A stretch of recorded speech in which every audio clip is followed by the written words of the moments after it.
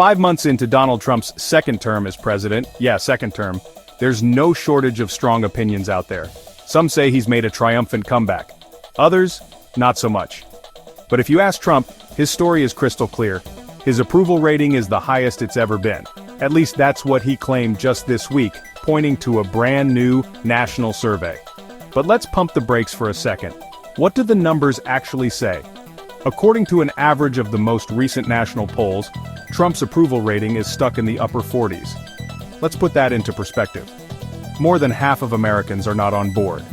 His disapproval rating actually sits slightly above 50%. So, technically that means more people disapprove than approve. In political lingo, he's underwater. Now, here's the interesting part. When Trump's second term kicked off in late January 2025, his approval numbers were actually looking pretty good. He was in positive territory. More Americans approved than disapproved. But after a few weeks, things started to shift.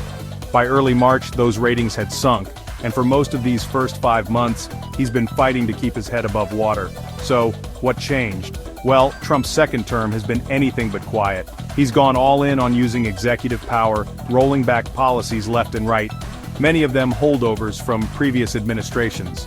He signed a flurry of executive orders, taking aim at the federal workforce and making major government cuts. Some of these moves are clearly meant to address old grievances from his first term, almost like he's settling some unfinished business. But the headlines haven't just been about policy.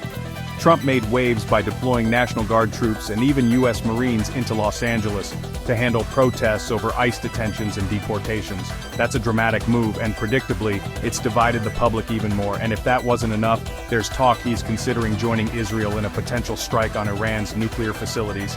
These kinds of actions grab attention, but they also spark controversy.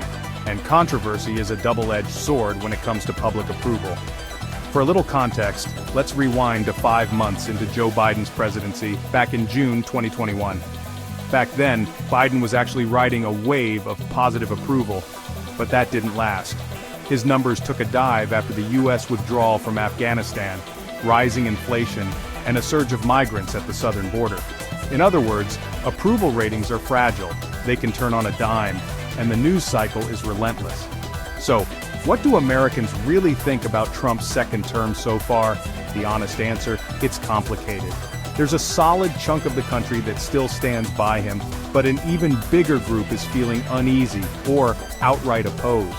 And as Trump continues to push bold, sometimes explosive actions, one thing's for sure, his approval rating will be one of the most watched numbers in American politics. I'll be watching too, and I'll keep breaking down what those numbers mean, beyond the headlines. If you're following the story, hit subscribe and let's keep this conversation going.